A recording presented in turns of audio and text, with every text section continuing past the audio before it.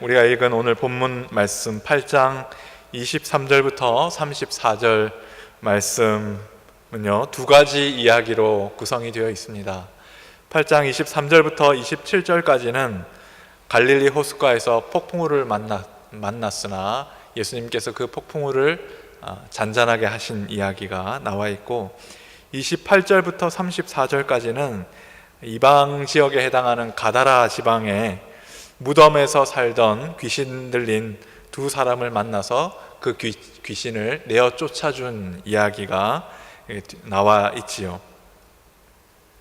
그래서 오늘 이야기를 전체적으로 한마디로 이야기한다면, 예수님께서 갈릴리 호수를 떠나서 가다라 지방에 있는 귀신 들린 두 사람에게까지 가시는 그 여행길의 이야기다, 그렇게 생각할 수 있겠습니다.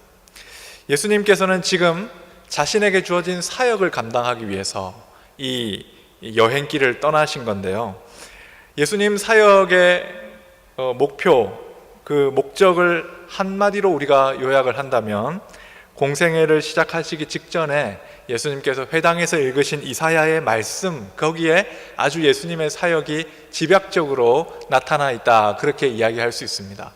그때 읽었던 이사야의 말씀이 누가복음 4장 18절부터 21절에 나와 있는데요, 제가 읽어보겠습니다. 주의 성령이 내게 임하셨으니 이는 가난한 자에게 복음을 전하게 하시려고 내게 기름을 부으시고 나를 보내사 포로된 자에게 자유를, 눈먼 자에게 다시 보게 함을 전파하며 눌린 자를 자유롭게 하고 주의 은혜의 해를 전파하게 하려 하심이라 하였더라. 이게 예수님 사역의 자신이, 예수님께서 스스로 나는 메시아로서 어떤 사역을 해야 할 건가를 생각하실 때에 가장 먼저 이 이사야의 글을 펼쳐들고 읽으면서 내가 할 사역은 이런 사역이다, 그렇게 공포하신 그런 말씀이라고 볼 수 있습니다.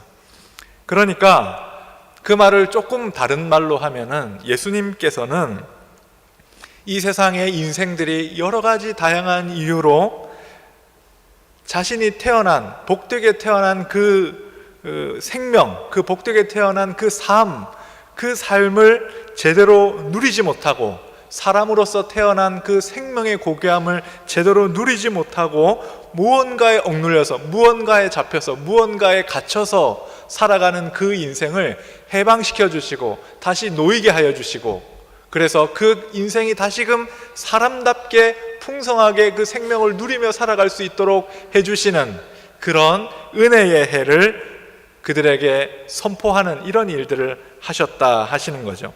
그러니까 이 자유롭게 해방시켜 주시는 그런 사역을 하시는 우리 예수님께서 저 멀리 이방 땅 가다라 지방에 귀신 들려서 짐승처럼 살아가고 있는 두 사람의 이야기를 어느 때인가 들으신 거죠. 그래서 그 사람들의 이야기를 그냥 지나치지 못하시고, 내가 그 사람들의 그 억눌린 삶, 귀신 들려서 정말로 짐승처럼 살아가고 있는 그 삶을, 그 비참한 삶을 다시금 회복시켜 주어야겠다 하는 그 마음을 가지신 것 같아요. 그래서 갈릴리에서 가다라 지방까지는 사실 꽤나 거리가 있습니다. 그러나 그 두 사람의 이야기를 듣고 그냥 지나칠 수 없어서 예수님께서는 배를 타고 길을 건너고 산을 넘어서 가다라 지방까지 가신 것입니다. 이 두 사람에게 가시는 이 먼 거리, 이 먼 길, 이 여행길에 세 가지 장애물이 나타나게 됩니다.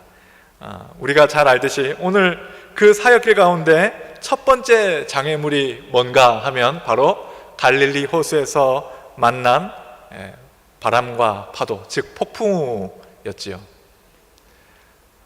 자연재해를 만난 겁니다. 자연재해, 우리가 어떻게 할 수 없는 자연재해. 얼마 전에 인도네시아에서 아주 큰 지진이 나고, 또 여진도 아주 그에 못지않게 큰 지진이 나서 해일이, 쓰나미가 닥치고, 그래서 많은 사상자가 생겨났다는 뉴스를 듣고 있습니다.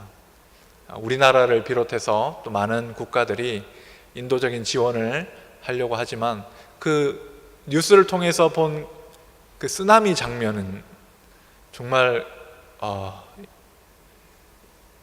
충격적인 장면이 아닐 수 없다 생각이 됩니다. 그런 것들을 보면 정말로 자연 앞에서 우리 인간은 정말로 나약한 존재로구나, 그런 생각이 들지요. 아마 갈릴리 호수에서 폭풍우를 만났던 제자들의 심정이 아마 그렇지 않았을까 생각이 됩니다. 일엽편주에 몸을 기대어서 어떻게든 살아남으려고 애썼던 그 제자들에게는 이 폭풍우가 정말로 아주 커다란 장애물로 다가왔겠죠. 그러나 예수님은 이 바람과 바다로 대표되는 이 자연재해를 예수님의 말씀으로 꾸짖으심으로써 이를 아주 간단하게 해결합니다. 그 뒤이어 찾아온 두 번째 장애물은 가다라 지방 무덤 사이에 사는 이 두 사람을 괴롭게 하던 그 귀신들이었습니다. 이 귀신들은 예수님을 보자마자 하나님의 아들이여 우리가 당신과 무슨 상관이 있나이까? 때가 이르기 전에 우리를 괴롭게 하려고 여기 오셨나이까? 라고 소리 지르면서 어떻게든 예수님께서 자신을 쫓아내지 못하도록, 이 사람들의 몸속에서 자신을 쫓아내지 못하도록 예수님께 여러 가지 이야기로 항변하고 저항합니다. 그러나 자기들도 고백했듯이 이분이 과연 하나님의 아들이시라는 것을 자기들도, 귀신들도 너무나 잘 알고 있기 때문에 저항할 수 없다는 것을 알고 있죠. 그래서 결국에 예수님과 타협을 보기 시작합니다. 그래서 쫓겨나는 것은 어쩔 수 없는 일이지만 우리가 그냥 허공에 쫓겨날 수는 없다, 그런 생각이 들었는지 그 주변에 있었던 돼지떼에게로 우리가 들어갈 수 있도록 그렇게 허락을 해 주십시오, 그렇게 이야기를 하게 되고, 예수님께서 그 타협안을 받아들이심으로써 이 귀신들은 예수님의 명령에 따라 그 사람들에게서 나와서 돼지떼에게로 들어가게 되는 거죠. 그러면서 이 돼지떼가 몰살을 하게 되지 않습니까? 그러면서 두 번째 장애물도 이렇게 해결이 됩니다. 이 첫 번째 장애물과 두 번째 장애물의 공통점은 예수님의 그 하나님 나라 사역의 장애물이 되긴 했지만, 그러나 예수님의 명령을 듣고 난 후에 혹은 예수님을 만나고 난 이후에 결국 그 예수님의 말씀에 순종할 수밖에 없었다 하는 거예요. 이게 첫 번째 장애물과 두 번째 장애물의 공통점입니다. 그런데 마지막 세 번째 장애물, 이 세 번째 장애물이 문제였습니다. 이 세 번째 장애물은 첫 번째, 두 번째 장애물과 다르게 예수님의 길을, 그 사역의 길을 막아서면서 결국에는 그 말씀에 순종하지 않았던 유일한 장애물입니다. 그 장애물이 무엇인가 하면 오늘 말씀 34절에 쓰여 있는 대로 가다라 지방에 있는 사람들이었습니다. 그들은 예수님께서 그들에게 오시자 예수님을 만나려고 나가서 보고 우르르 그들이 예수님께 몰려옵니다. 여기까지는 우리가 흔히 보던 장면이에요. 예수님께서 어떤 기적을 일으키시고 치유 사역을 일으키셨을 때 그 예수님을 만나려고 많은 사람들이 몰려오는 장면은 우리에게 굉장히 익숙한 장면이지요. 그 보통은 어떤 반응들이 일어나냐면 자기도 어떻게 예수님의 능력으로 병이 나아볼까 하는 마음으로 예수님께 나아와서 병자들이 막 줄을 서는 장면들이 우리에게 익숙한 장면이지요. 그런데 오늘 말씀에서는 굉장히 반전이 일어납니다. 34절에 보면 온 시내가 예수를 만나려고 나가서 보고, 그 다음에 어떤 반응을 보이냐면 그 지방에서 떠나시기를 간구하니라.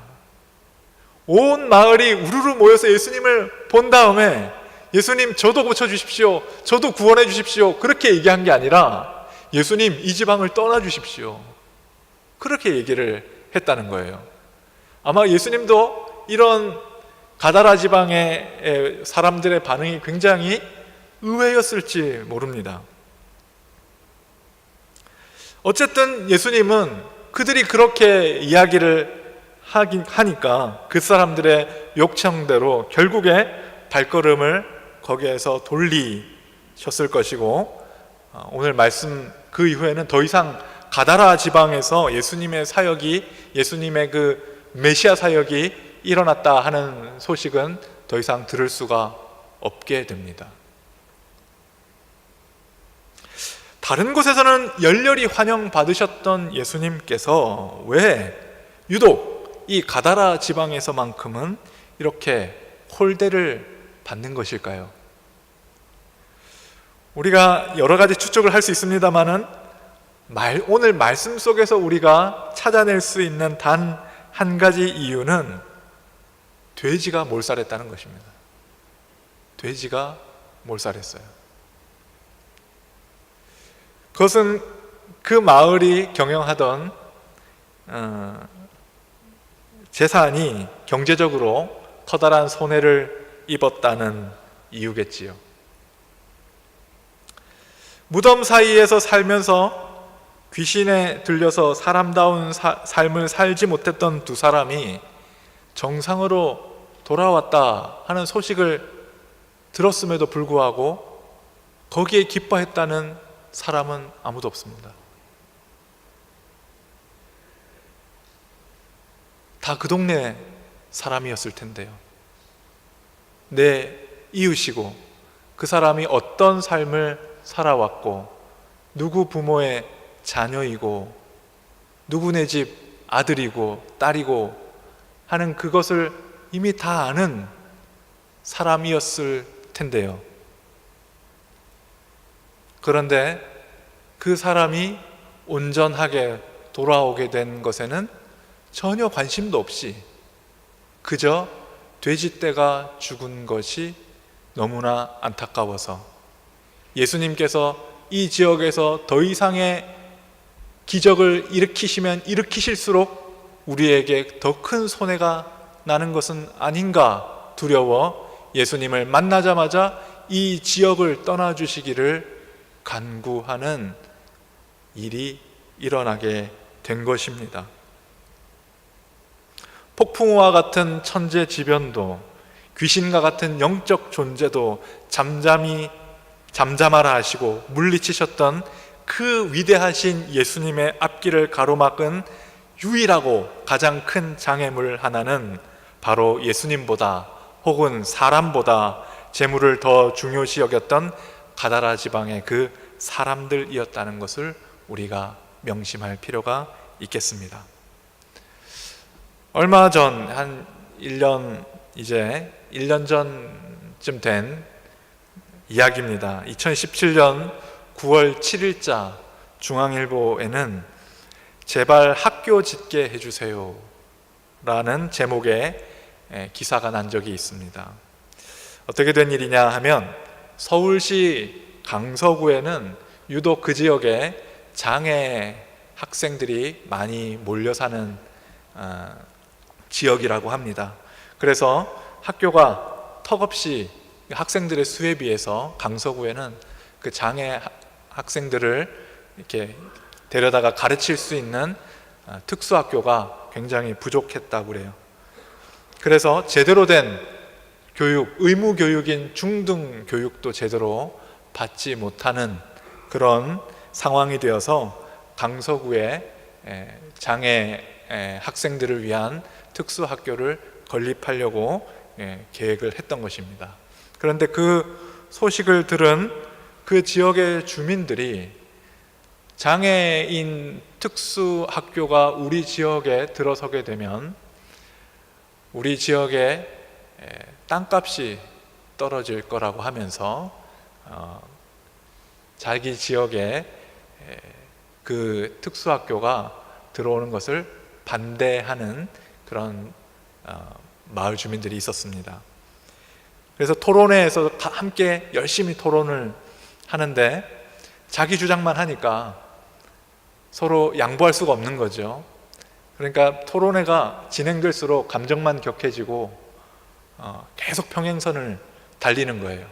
그래서 더 이상 이건 말로 해서는 해결될 문제가 아니구나라는 생각이 든 한 장애 학생을 둔 학부모가 그 자리에 무릎을 꿇고 제발 우리 아이가 학교를 좀 다닐 수 있게 해달라고, 아무리 장애인이지만 배우기는 좀 배워야 될 거 아니겠습니까? 하고 무릎을 꿇고 간청하는 장면이 연출됩니다. 그 장면을 본 그 마을 주민들이 어떻게 반응했을까요? 감동해서 그래요, 그렇게 합시다 했으면 얼마나 좋았을까요? 근데 반응은 그것과 정반대로 쇼하지 마라, 그렇게 이야기하면서 끝까지 간청을 거부했다고 합니다. 이런 시대를 살아가는 우리가 과연 가다라 지방의 그 이방인들을 비난할 수 있는 처지에 있는 것인가 한번 생각해 봅니다. 오늘 우리가 살아가는 이 땅이 바로 가다라 지방이며 우리가 바로 그 가다라 지방의 주민들이 아닐까 하는 생각이 들었습니다. 더 큰 문제는 저런 주장을 그 수많은 방송진들과 기자들이 그 장면을 찍고 취재하고 보도하고 이럼에도 불구하고 그 마을 주민들은 한치의 부끄러움도 없었다는 거예요.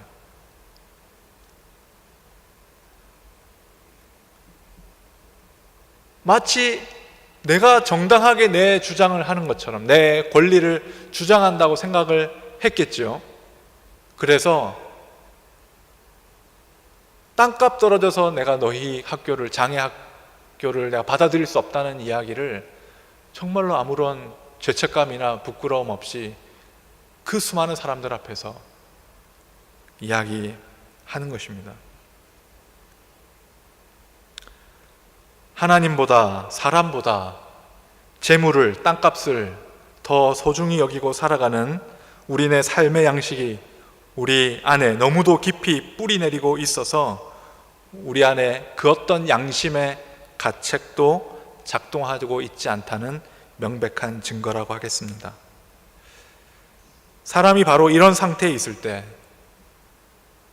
하나님보다 사람보다 재물을 더 사랑하고 그것을 섬기고 있을 때 그 사람은 바로 예수님의 하나님 나라 사역을 정면으로 반대하는 사람이 된다는 것을 우리는 잊어서는 안 되겠습니다. 그래서 예수님도 산상수훈에서 하나님과 재물을 겸하여 섬길 수 없다고 말씀하셨겠죠. 예수님을 믿고 따른다고 하는 우리가 이 시대에 가장 경계해야 할 점도, 하나님을 섬긴다고 입으로는 말하면서도 실제로는 재물신을 섬기고 그 가치에 따라 크고 작은 인생의 결정들을 내리면서 살아가는 사람이 되는 것입니다. 그런 점에서 우리 성도들도 또 우리 교회도 스스로를 잘 살펴야 하는 때가 되었습니다. 얼마 전에 한 이야기를 제가 들었는데요. 청년 때 예수님을 영접했습니다. 이분은 그래서 예수님을 영접한 이후로 예수님을 잘 섬기면서 한 교회에 30년 이상 계속해서 다니게 되었고, 그 과정 가운데 청년부 임원, 또 회장, 또 여러 직책들을 맡아가면서 교사로도 섬기고 찬양대로 물론 섬기고, 그렇게 교회의 꾸준히 일을 도맡아면서 가면서 살아왔던 교회에 충실한 집사님이었습니다. 30년이 지나서 이제 50대 중반이 된 그 집사님은 그러나 안타깝게도 그분의 직업과 벌이는 그닥 그렇게 넉넉한 편이 아니었습니다. 그런데 이분이 이제 50대 중반이 되었으니까 이제 항존직 선거하고 장로님들 뽑는 선거를 하면 물망에는 오른다는 거지요. 그런데 번번이 그 투표에서 떨어진다는 겁니다. 오히려 자기보다 교회를 다닌 지 얼마 되지도 않고 또 봉사도 그다지 많이 하지 않았던 그런 다른 분들이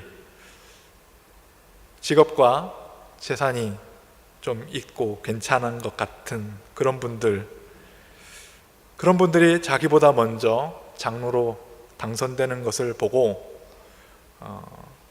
물론 장로가 되기 위해서 믿음 생활을 한 것도 아니고 장로가 되기 위해서 봉사를 한 것도 아니지만 상대적으로 참 허탈한 마음이 듭니다. 그런 이야기를 하시는 것을 들었습니다.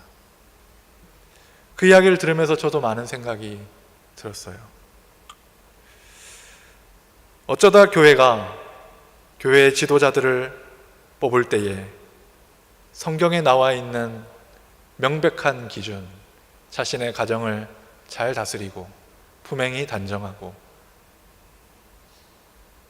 은혜와 성령이 충만한 사람을 뽑으라 했던 그 성경의 기준은 온데간데 없이 그저 사회적으로 지위가 있고 재산이 있는 사람들을 골라서 교회의 지도자로 세우기 시작한 걸까요? 어쩌다 우리 교회는 지극히 작은 자 한 사람을 내 형제와 같이 여겨서 그 사람들이 우리 교회를 방문하고 등록할 때 그분들을 예수님과 같이 기뻐함으로 영접하지 못하고 오히려 교회에 여러 가지 11조나 봉사에 도움이 되는 사람들이 등록하는 것을 더 기뻐하게 되었을까요? 물론 좀 전에 말씀드린 그 한 집사님의 이야기는 일반화할 수는 없겠죠. 우리가 한 또 극단적인 이야기일 수 있습니다만은 그러나 우리 한국 교회의 거친 단면을 잘 보여주는 이야기라고 생각이 됩니다.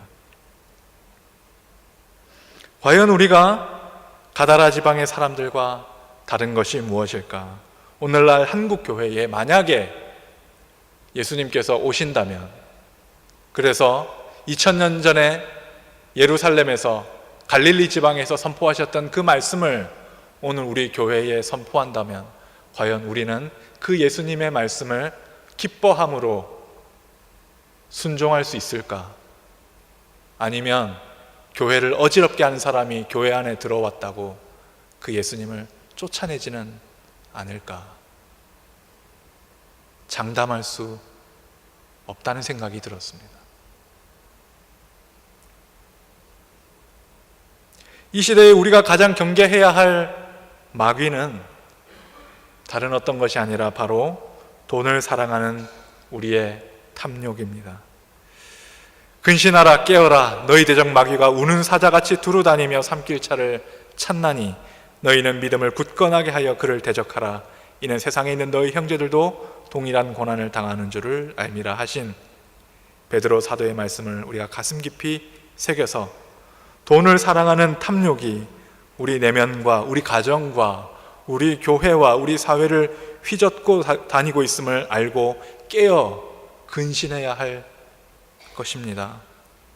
잘못하다가는 하나님의 나라를 확장시켜야 할 교회가 오히려 예수님의 사역을 방해하는, 그 하나님의 나라가 임하심을 방해하는 가장 큰 장애물, 바로 그 세 번째 장애물이 될지도 모른다는 우려가 깊이 들었습니다. 아니, 벌써 그런 조짐이 우리 안에 일어나고 있는 것을 우리는 보고 듣고 경험하고 있습니다. 이제 우리가 먼저 우리 교회 내의 문화를 하나님의 마음에 합하게 바꾸어야겠습니다. 내 마음도 내 삶도 하나님의 마음에 합하게 바꾸어야 하겠습니다. 그래야 우리가 이 시대의 정신, 사람보다 돈을 더 우선시하고 하나님보다 재물을 더 우선시하는 이 시대에 썩어 문드러진 그 정신을 우리가 변화시킬 수 있지 않겠습니까?